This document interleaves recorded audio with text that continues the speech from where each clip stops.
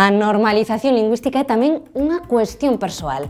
Así sostén Manuel Núñez Singala, director do Servizo de Normalización Lingüística da USC e quen, ademais, está a participar da renovación do Plan Xeral de Normalización Lingüística.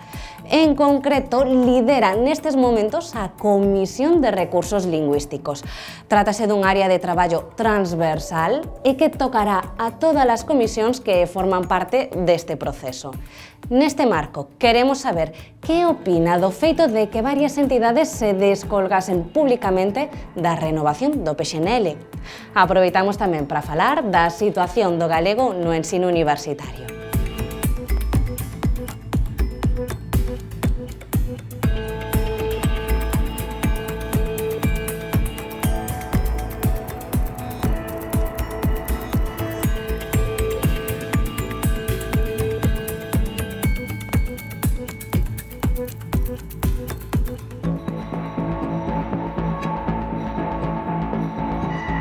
O uso do galego na universidade tamén depende un pouco de como se mire, non?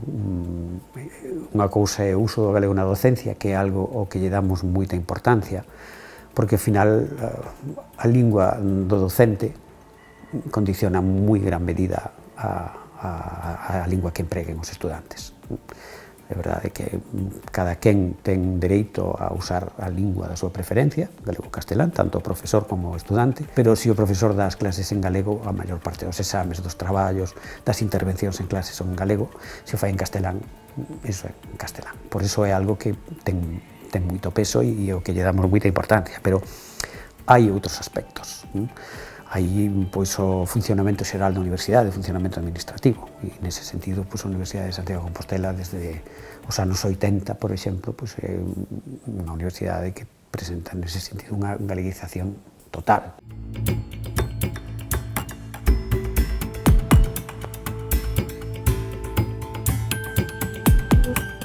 Agora mesmo a porcentaxe de uso do galego nos graos, nas titulacións de graos, é dun 25%, por primeira vez superamos ese 25%.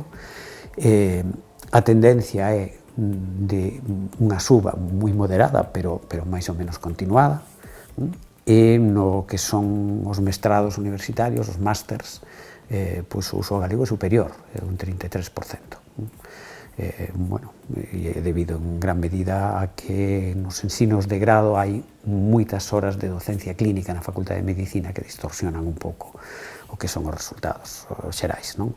De feito, se desa ecuación quitamos a Facultade de Medicina, pois o uso do galego na Universidade de Santiago de Compostela sería de máis dun 33%.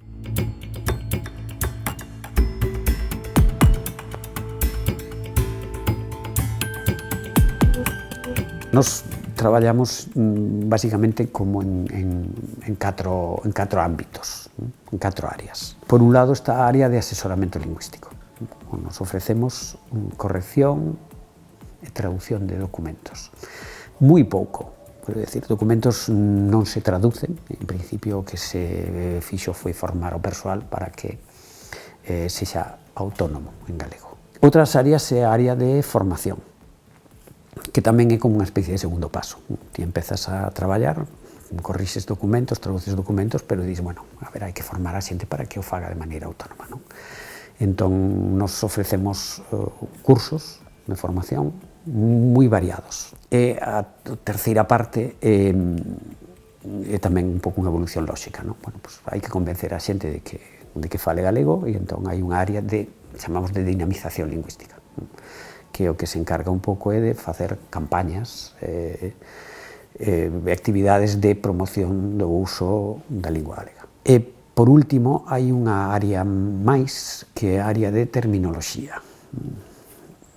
Hoxe en día, o Servizo de Normalización Lingüística da Universidade de Santiago de Compostela é o primeiro produtor de terminoloxía deste país.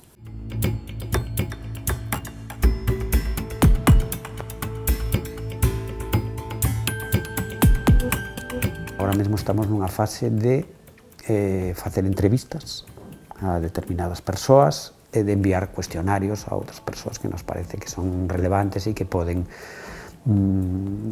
contribuir coas súas ideas a completar iso, non? Teríamos que definir cales serían os obxectivos xerais desa comisión, desa parte. Creo que son 11 comisións. Hai comisións sectoriais, educación, medicina ou sanidade, creo que se chama, bueno, os nomes foron cambiando, non? Pero entendedes o que quero decir. E despois hai 3 comisións que son recursos lingüísticos e transversal. É dicir, teríamos que ter recursos para a medicina, pero tamén para a educación, tamén para a administración.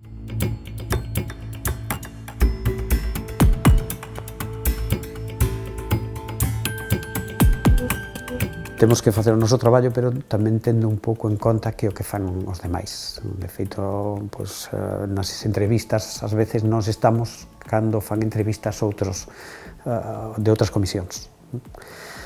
Estamos aínda un pouco ao principio, unha fase inicial e, bueno, a ver onde vai, non? Eu penso na imaxe esta de Castelao, non lle poñades chatas a obra, mentres non se remata, hai traballo para todos, non? E eu estou un pouco nesa fase, non? De decir, bueno, a ver que se pode facer e a ver se de aquí sae algo interesante. O que está claro é que é necesario un pacto polo galego. Eu creo que temos que concienciarnos os galegos de decir isto é un patrimonio que temos, unha riqueza.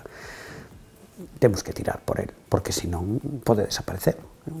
É unha verdade ridícula, pero é unha gran verdade. As linguas viven si se falan, porque as linguas viven nas bocas dos falantes. Se un idioma non ten uso, se unha comunidade se esforza en non usalo ou deixalo de lado, a lingua pode desaparecer.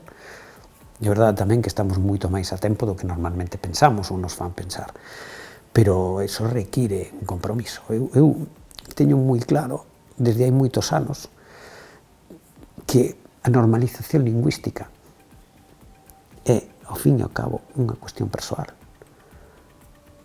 Son as persoas as que deciden que falan. E un idioma vai a seguir existindo se os seus falantes lle teñen lei e o usan por convencemento ou incluso por ignorancia, porque o galego existiu moitísimos anos porque os falantes de galego era o que sabían falar, non tiñan opción.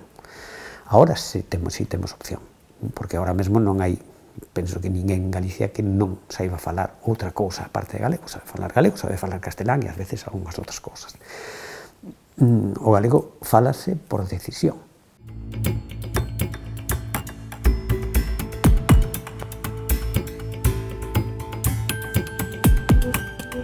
A mí non me gustaríame que houvese unanimidade.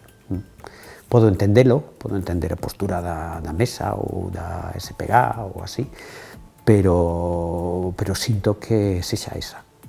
Eu creo que hai que traballar conxuntamente. É verdade que, ao mellor, quen está impulsando isto, que o goberno da Xunta, non é, ao mellor, a nosa opción política preferida.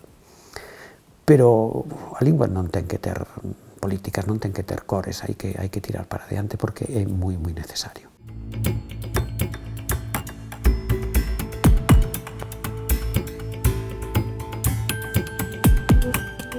Eu creo que unha cousa que funciona ben son os incentivos.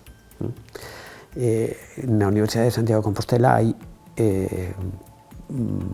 moita necesidade de aumentar o uso do galego na docencia, porque a maneira de incidir nun colectivo, que son os docentes, que é estable, que a súa vez vai incidir nun colectivo, que son os estudantes, que é moito máis grande e que se move, non? E que se vai un estudante botar relativamente pouco tempo na universidade. Ao final, todo o mundo ten dereito a falar un idioma ou outro.